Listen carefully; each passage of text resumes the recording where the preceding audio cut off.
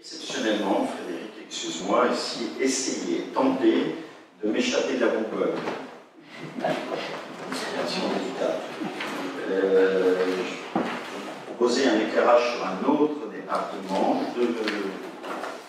et l'écouter en médecine, vous avez entendu la maternité de Lan, on va parler un peu de l'Inde. C'est à l'ouest de la Bourgogne, au sud. 3 points, puis je vais donner 5 flashs, et puis après vous lancer des pistes de départ aussi pour les tester en profitant du niveau de compétences qui est ici, pour vous donner une ou deux idées des réflexions qu'il y a à la FHP. J'ai dit si tu es d'accord pour aussi nouer des liens ensuite. Premier sujet, quelque chose qui vous paraît évident, c'est un médecin, par ailleurs pilote, qui est à Châteauroux et qui me dit, tu sais, les gens devraient apprendre à Paris que quand on est à Châteauroux pour aller piloter, c'est un quart d'heure. Quand je vais jouer au golf le 18 août, je mets 17 minutes parce que c'est un petit peu plus loin. Il y a le premier centre de tir européen. Et puis, on vit comme ailleurs. D'ailleurs, avec Internet, c'est pas très compliqué. Ce qui avait été dit tout à l'heure, aller à Paris, c'est au moins 2 heures. C'est une chose, ça mériterait d'être dit. Deuxième sujet, la chatte. En Inde, alors je fais exploiteur en bleu blanc, je prends une autre sous-préfecture. Nicolas Forissier à la chatte a dit, alors que en général, ça se passe pas bien, il dit ça se passe très bien ici. Et venez, les médecins qui s'installent sont contents, les gens qui s'installent sont contents. Et tout d'un coup, les gens de la chatte ont aussi été contents et l'ambiance a changé. Par là, c'est quand on donne des éléments positifs, on donne aux gens leur venir. Troisième est avec un peu plus de nuance, c'est le même médecin que tout à l'heure qui part à la retraite, qui est dans un petit village qui peut faire à peu près 3000 habitants, qui s'appelle Ardent, qui est à peu près à 20 minutes, un quart d'heure de la Châteauroux. C'est bien, je pars à la retraite, il n'y a plus de médecin à Ardent. D'accord. Vous avez ça à quelqu'un à côté. Les courses, tu les fais où tu les fais juste à côté? Ah non, non, non, non. Je vais au supermarché à Châteauroux, qui est un quart d'heure, on dit la porte à côté. C'est ce genre d'éclairage qui nécessite d'être entendu. Je ne reviens pas sur tout ce que vous avez exprimé juste avant, tellement ça me paraît exact. Troisième point, c'est une réflexion sur l'aptitude qu'ont les médecins en France à pouvoir innover. Il y a tenir compte de ce qui fait le niveau général élevé. Je vais arriver sur l'imagerie. Alors, pour l'imagerie, c'est imagerie diagnostique, avec la sonologie, imagerie thérapeutique et imagerie nucléaire. Il n'y a pas des tonnes de pays où tout le monde arrive à travailler ensemble, y compris avec le ministère. Il y a quelques années, sorti une directive Euratom. Dans le nucléaire, il y a aussi des rayonnements ionisants. On a dit, hop, il y a l'audit qui par les pairs. Qu'à cela ne tienne, il y a 3 ans, ils ont commencé à travailler. Et là, bien, ils sont tout déterminés, avec un référentiel dans lequel on peut, c'est eux qui l'ont construit, on peut voir la pertinence des soins, la qualité garantie aux malades, ce qui est quand même juste quelque chose d'extrêmement important.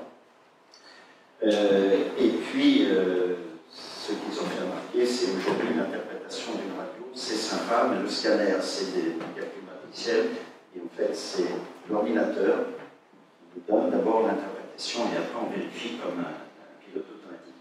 Ça mérite d'être dit. C'est pour ça qu'on va dégager un temps médical qui sera différent. Je souhaitais juste vous donner ces points pour dire, dans la perception qu'on en a, et dans la réflexion qu'on a à la FHP, c'est l'ensemble de cet éclairage que l'on a.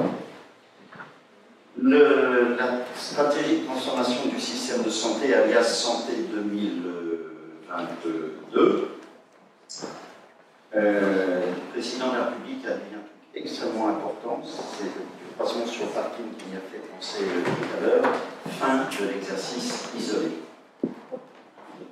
Où que ce soit, on ne peut pas travailler tout seul, ni tout seul, ni tout seul dans la tête. On a besoin d'échanger. Ce point est essentiel pour la suite. Une autre remarque qui avait été faite d'ailleurs en son temps par le président de la Société française de radiologie, un médecin c'est un ingénieur certes extrêmement particulier, c'est le même mode de raisonnement dans la tête avec un travail, une humain, il disait il y a peu de métiers, on vient ce que vous exprimiez, il n'y a personne entre Bac plus 3 et Bac plus beaucoup. Donc, toutes les autres activités humaines, entreprises humaines, il y a des gens entre. Et celui qui emmène, l'ingénieur, le médecin, en fait, il va essentiellement sur son temps de métier, sur son temps médical, ce qui est exactement ce que vous disiez. Alors, on oublie, et ça, je trouve ça extrêmement bien, cette histoire de la féminisation de la profession médicale. Personne n'en a parlé, je n'en parle pas, je trouve ça faux et pour tout dire un peu débile. Quand je dis débile, c'est les femmes exercent comme les hommes, il y a des exemples, y compris on laisse de côté. Pardon? Laisse de côté. On voit des évolutions venir. On voit les infirmiers de pratique avancée. On voit ça veut dire que nous devons penser aux méthodes d'organisation pour que ce soit bien sous la responsabilité du médecin, pour que les choses soient coordonnées. Ça, on doit l'avoir en tête. Tout à l'heure, je vous ai parlé de cette perception de désert médical. J'ai cité l'exemple d'Arlande. L'incertitude, elle est vraie. Le désert médical, comme vous l'avez suggéré, il peut être en zone rurale, il peut être de la même façon à Paris. Si on regarde ce que font les plus jeunes des médecins, si vous me permettez, et vous avez le droit de tout à fait me contredire. Tout le monde a été formé, ce que tu as rappelé, au CHU. J'y reviendrai un tout petit peu derrière. Tout le monde, tous les médecins ont appris à pouvoir discuter avec leurs collègues, à se centrer sur leur métier, à avoir la biologie médicale quand ils en avaient besoin, ce qui est quand même à peu près 2 tiers des diagnostics au minimum, et puis avoir de l'imagerie. Et on dirait aux jeunes médecins, on vous a appris plein de choses, vous connaissez très bien votre métier. Maintenant, vous allez aller à un endroit où vous allez être seul dans l'exercice. Non, c'est pas logique. Si l'enseignement que les uns et les autres ont prodigué, je pense qu'il est bon, je pense qu'il est, il faut dire que les médecins qui sont formés à avoir les mêmes idées. Donc, ce même type d'exercice. Quand on regarde un bon moment aux urgences, à la FHP, nous disons, il n'y a pas que les urgences publiques, il y a les urgences privées également. Venez aussi aux urgences privées. Il y a aussi tout ce qui est des consultations programmées et non programmées. Pourquoi les gens vont aux urgences?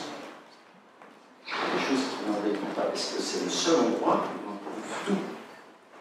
Médecin, qui a la biologie, et qui a la radiologie.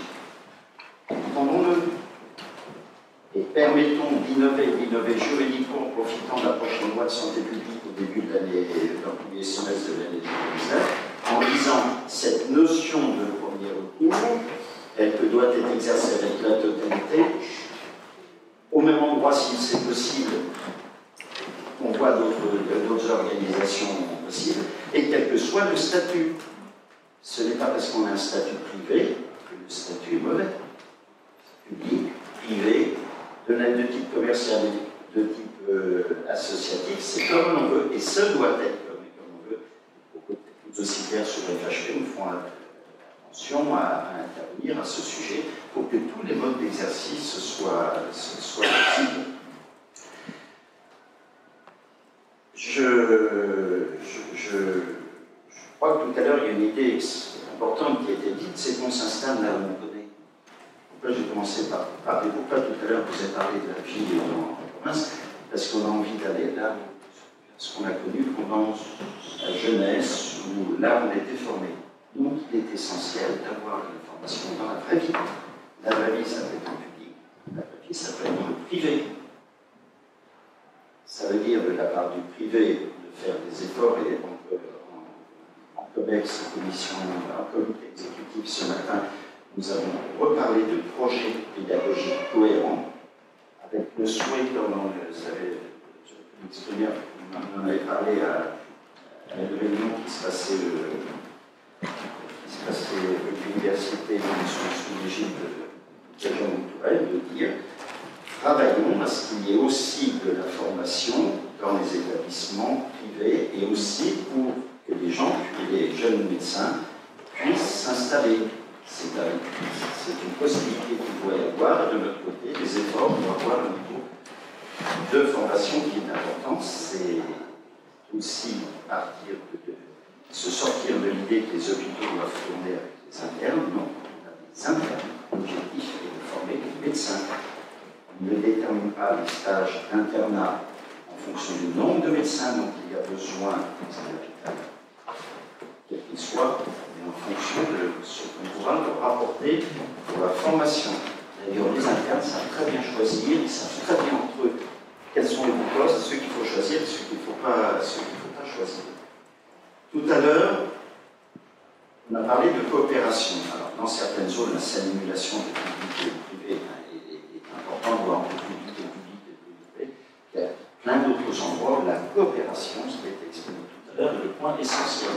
Et quand on regarde d'ailleurs aux endroits où il y a des difficultés, il y a souvent une excellente coopération entre la ville, le privé et le public. Je ne suis pas sûr, pour le dire très gentiment, que le GHT soit la bonne solution. Je l'explique. Dans le GHT, groupement hospitalier de territoire, on lit les textes, c'est le groupement hospitalier de territoire public. L'hôpital public a réellement besoin d'une organisation un peu plus coordonnée, ce que la FHF a, vous avez remarqué avec les conférences de presse que nous parlons beaucoup entre fédérations qui est différente de fédération d'hospitalisation, parce que la FHF a appris à l'époque, c'est de leur façon, la stratégie de groupe. Ça, c'est très bien. On a même envie de dire encore un peu plus intégré, ce serait mieux, plus efficient. Mais il ne faut pas confondre ça avec le GHT, avec l'organisation du territoire qui doit reposer sur tous les acteurs, toutes les professions de santé, les acteurs privés, les acteurs publics, et à un moment, ça doit être la peine de séparer l'un de l'autre. Et puis, dernier sujet, vous voyez que j'ai souhaité juste vous inciter à poser des questions, à réagir. C'est un sujet qui a été exprimé, qui est excellent, l'exercice mixte. Quand on finit ses études, il n'y a pas marqué privé, public sur le fond. Et on doit pouvoir, si on parle de coopération, aller de l'un à l'autre. Ça ne doit pas être une difficulté de travailler à différents endroits. Si la qualité est garantie, si l'endroit où on travaille est accrédité au sens premier du mot, c'est que la compétence est garantie. Laissons les médecins, qui sont des gens qui connaissent leur métier, pouvoir aller à un endroit et à l'autre. Il y a des choses sur lesquelles nous devons augmenter les exigences. J'en ai parlé. Et puis on a d'autres où on doit avoir un peu plus de souplesse. Ce n'est pas la peine de rajouter de la réglementation, de délaisser des réglementations qui sont totalement obsolètes. Je pense qu'il faut laisser beaucoup plus de latitude à tous ceux qui nous soignent, dont en fait nous faisons partie. Voilà, c'est un peu par différentes touches, mais l'objectif est d'avoir des questions derrière. Par les questions, je trouve que c'est plus sympa de commencer par les questions. Alors, si c'est pas comme ça que l'on fait. Alors... Ah, mais si vous voulez, on laisse la parole du coup. Sinon, je peux dire un mot quand même. Oui, oui. Enfin, c'est comme vous voulez. Je vais dire quelques mots pour suggérer les questions, parce qu'en fait, c'est quand même de loin le plus intéressant. Je vais exceptionnellement, Frédéric, excuse-moi, tenter de m'échapper de la Bourgogne. Opération délicate. Je vous proposer un éclairage sur un autre département qui est le fruit de l'actualité en médecine. Vous avez entendu la maternité de Leblanc, donc on va parler un peu de l'Indre. C'est à l'ouest de la Bourgogne et un peu au sud.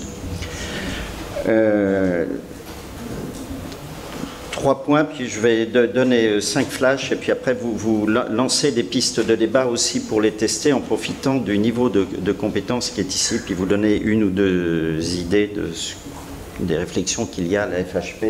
Jenny, si tu es d'accord pour aussi nouer des liens ensuite.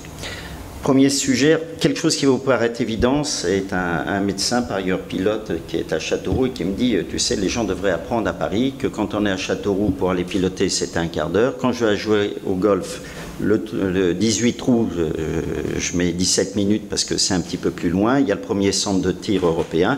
Et puis, on vit comme ailleurs. D'ailleurs, avec Internet, c'est pas très compliqué. Ce qui avait été dit tout à l'heure, aller à Paris, c'est un peu moins de 2 heures. Ça, ce genre de choses, ça mériterait d'être dit. Deuxième sujet, la Châtre dans l'Inde. Alors je fais exprès de ne pas prendre le blanc, je prends une autre sous-préfecture.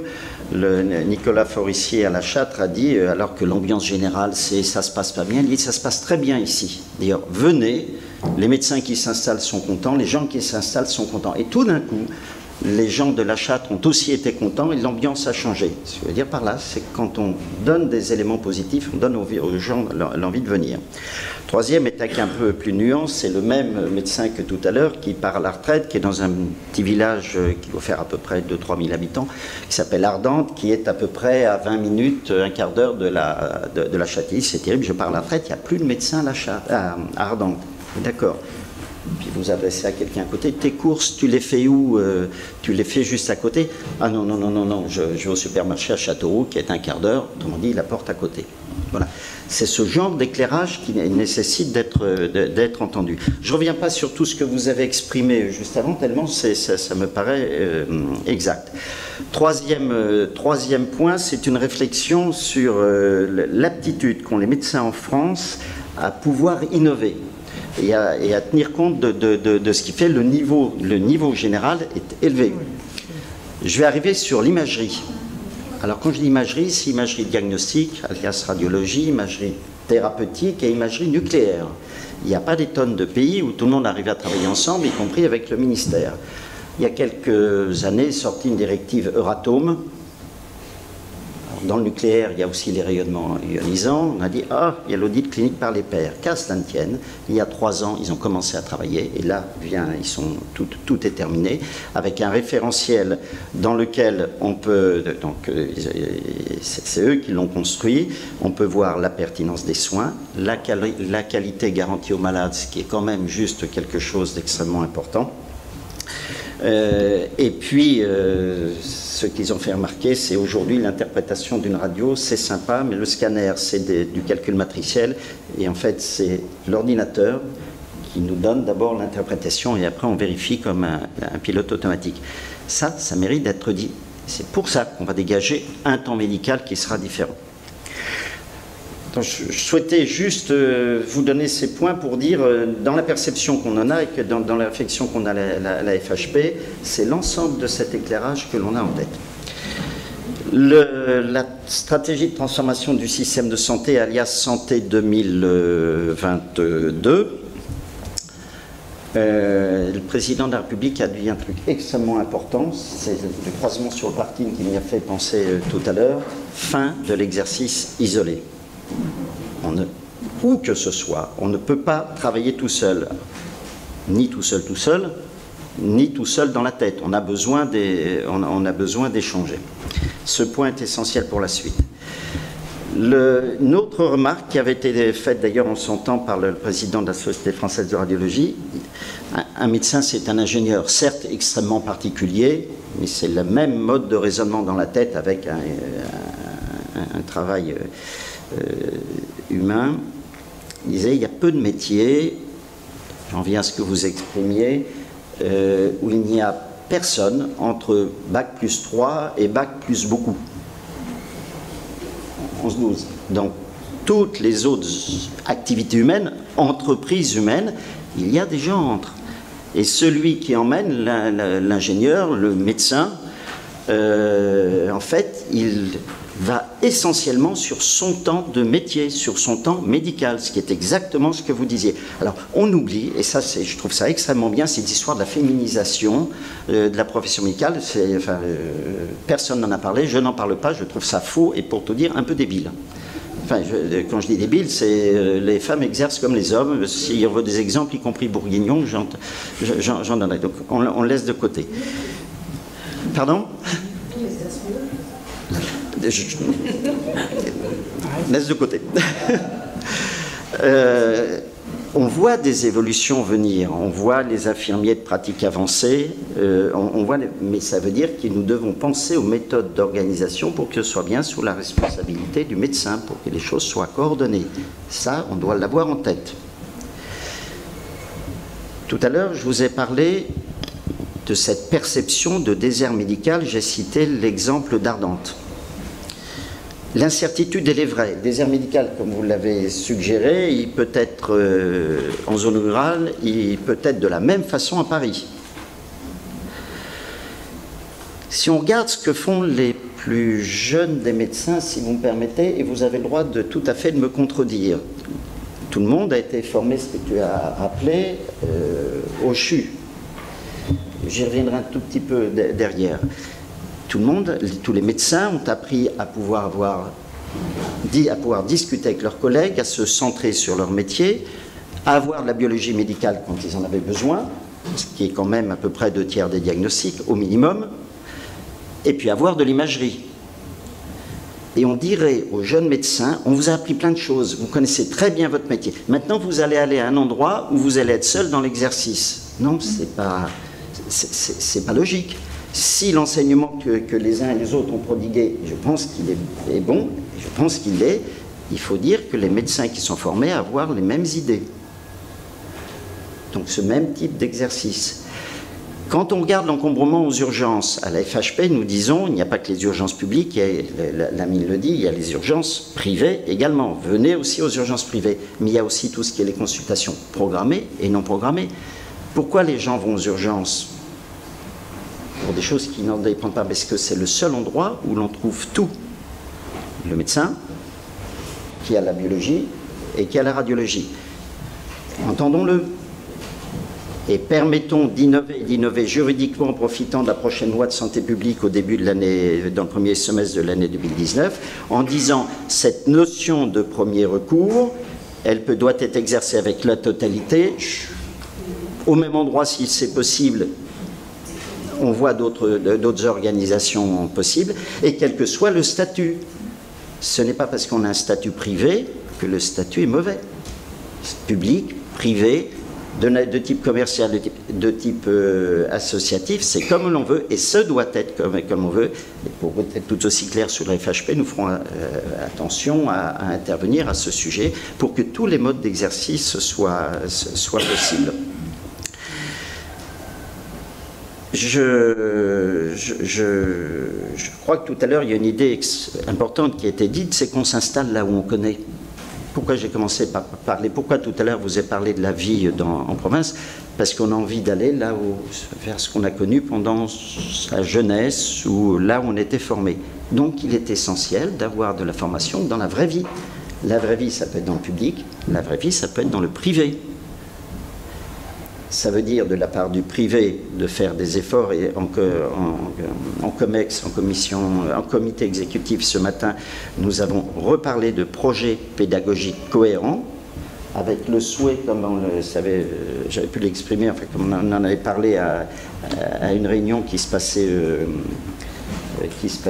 rue de l'Université, donc sous l'égide de Jean-Louis Touraine, de dire travaillons à ce qu'il y ait aussi de la formation dans les établissements privés et aussi pour que les gens, les jeunes médecins, puissent s'installer. C'est une possibilité qu'il doit y avoir et de notre côté, des efforts pour avoir un niveau de formation qui est important. C'est aussi se sortir de l'idée que les hôpitaux doivent tourner avec les internes. Non, quand on a des internes, l'objectif est de former les médecins. On ne détermine pas les stages d'internat en fonction du nombre de médecins dont il y a besoin dans un hôpital, quel qu'il soit, mais en fonction de ce qu'on pourra leur apporter pour leur formation. D'ailleurs, les internes savent très bien choisir, ils savent très bien entre eux quels sont les bons postes, ceux qu'il faut choisir et ceux qu'il ne faut pas choisir. Tout à l'heure, on a parlé de coopération. Alors, dans certaines zones, la saine émulation entre le public et le privé est importante, voire entre le public et le public et le privé. Puis il y a plein d'autres endroits où la coopération, ce qui a été exprimé tout à l'heure, est le point essentiel. Et quand on regarde d'ailleurs aux endroits où il y a des difficultés, il y a souvent une excellente coopération entre la ville, entre le privé et le public.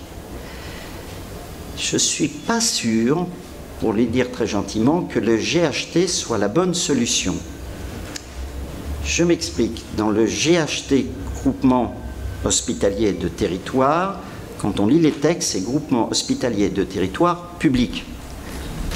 L'hôpital public a réellement besoin d'une organisation un peu plus coordonnée, ce que la FHF a. Vous avez remarqué avec les conférences de presse que nous parlions beaucoup entre les différentes fédérations d'hospitalisation. Ce que la FHF a appelé à l'époque, c'était l'époque de Gérard Vincent, la stratégie de groupe. Ça, c'est très bien. On a même envie de dire encore un peu plus intégré, ce serait mieux et plus efficient. Mais il ne faut pas confondre ça avec le GHT, avec l'organisation du territoire qui doit reposer sur tous les acteurs, toutes les professions de santé, les acteurs privés, les acteurs publics. Et il y a un moment, ça vaudrait la peine de séparer l'un et l'autre. Et puis, dernier sujet, et vous voyez que j'ai souhaité juste vous inciter à poser des questions, à réagir.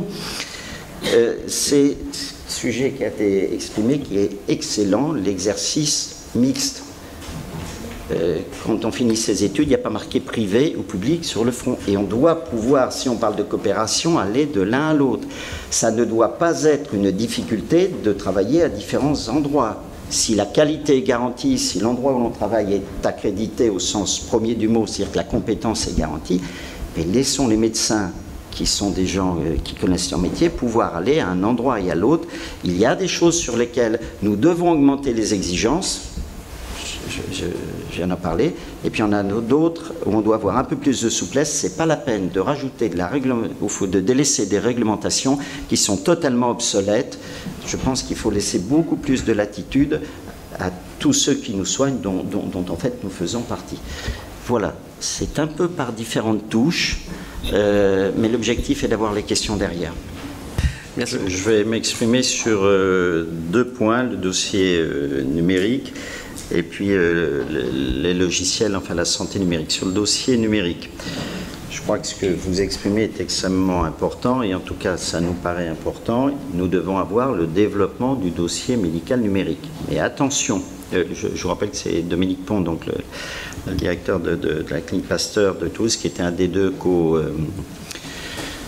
je sais pas comment on disait, co-responsable d'atelier sur la santé numérique.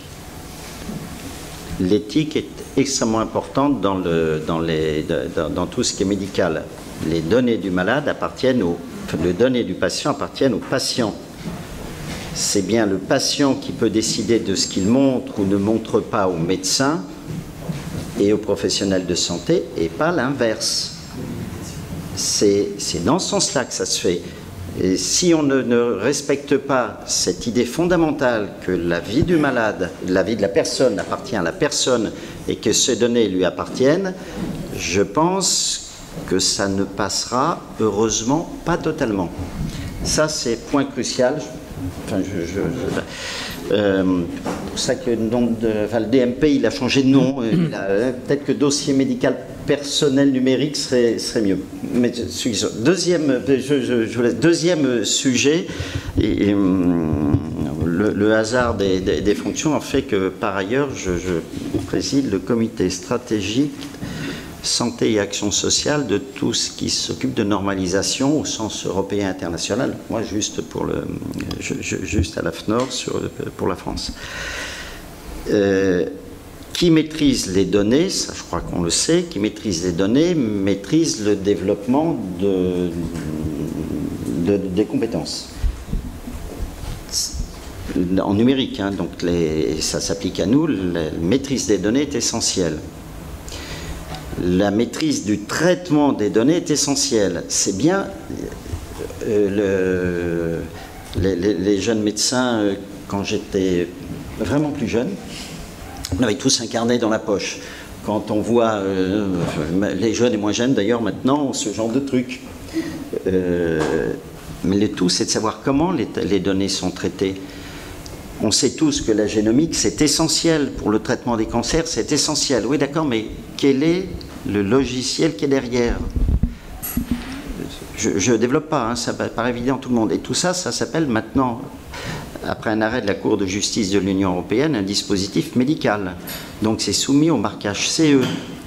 donc à toutes les questions de normalisation. Nous pourrions être beaucoup plus présents et pour tout dire, nous sommes totalement, enfin, l'équipe France est totalement hors du sujet quand il s'agit de normalisation des systèmes d'information en santé. Alors que toutes les compétences y sont. Je sais pas, il y a juste un message, un truc à entendre. Nous devons y être pour faire progresser les sujets et assurer la qualité des soins. Je vais être très rapide. Pourquoi ? Il y a plein d'idées extrêmement riches qui viennent d'être exprimées. Tu parlais du temps libéré, c'est aussi parce qu'on a plaisir à être ici. On exerce bien son métier que quand on a du plaisir à le faire, on va vers une activité parce qu'on a du plaisir à le faire. Donc il est important que les gens perçoivent ce plaisir à avoir des professions de santé. Il y a une chose qu'on entend en ce moment qui nous titille un peu, c'est la gradation des soins. Alors vous avez le premier niveau, ça c'est à la campagne en zone rurale, puis le niveau 2, puis le niveau 3. Vous dites, ouais, alors à la campagne, il y a des malades de niveau 1, et puis alors, pour les autres, il y aura les malades de niveau 2. Non. Pour être au premier niveau, c'est une autre difficulté, c'est un métier qui peut être au moins aussi difficile que celui qui est en expertise. J'ai dit, je n'exerce plus là, mais je suis pneumologue, mais j'ai trouvé que c'était beaucoup plus facile d'être en réa, en pneumo, où le malade arrivait avec un sujet et on savait, que quand vous êtes au cabinet, puis le malade un jour de gastro-entérite vous dit j'ai mal là, vous dites oui, alors s'il y a plein de gastro-entérite, ouais, mais alors, est-ce que c'est pas une affaire plus postéro-diaphragmatique ? Et bien ça, il n'arrive pas le malade avec gastro-entérite ou infarctus postéro-diaphragmatique. C'est évident là, ou pyélo, c'est évident quand on le dit là. Ça mériterait d'être dit. Tout à l'heure, je vous ai parlé un peu d'avion. Les pilotes disent qui peut le plus ne peut pas nécessairement le moins. Un pilote d'avion, quand il veut être pilote du LM, il repasse sa licence de pilote du LM. Oh, je vous rassure, ça peut aller très vite, mais on vérifie qu'il en est capable. Eh bien, c'est pareil, il n'y a pas les soins de type 1, de type 2. Les soins de proximité, c'est une vraie difficulté. Le niveau d'expertise en est une autre, et puis après, il peut y avoir un niveau de très spécialiste, mais ne disons pas que l'un est au-dessus de l'autre. Vous avez le droit d'être pas d'accord, mais c'est cette notion de plaisir à faire son travail. On ne prend pas de plaisir à faire son travail. Qu'on dit, ah oui, vous devez aller vous installer à la campagne pour faire du niveau 1. Non. C'est pour être capable d'exercer, d'avoir le compte-rendu dans l'heure qui suit, avant que le malade n'arrive d'ailleurs. C'est comme ça que ça devrait se passer. Voilà. Ce message, je pense qu'il est important qu'on l'entende, y compris au niveau du ministère. Nous nous associerons à cette demande de modification du cadre législatif, parce que nous sommes dans un pays dans lequel nous savons innover. Ça permettra d'en reparler, avec, pour compléter, quand il y a une demande, il y a aussi une proposition, ce que je disais tout à l'heure, de travailler avec des engagements pour des projets pédagogiques cohérents de notre part, parce qu'accueillir des internes, ça veut dire s'engager à les former. Exactement, donc si la nation parlementaire est d'accord, cette idée de modifier la loi, la législation semble une excellente idée.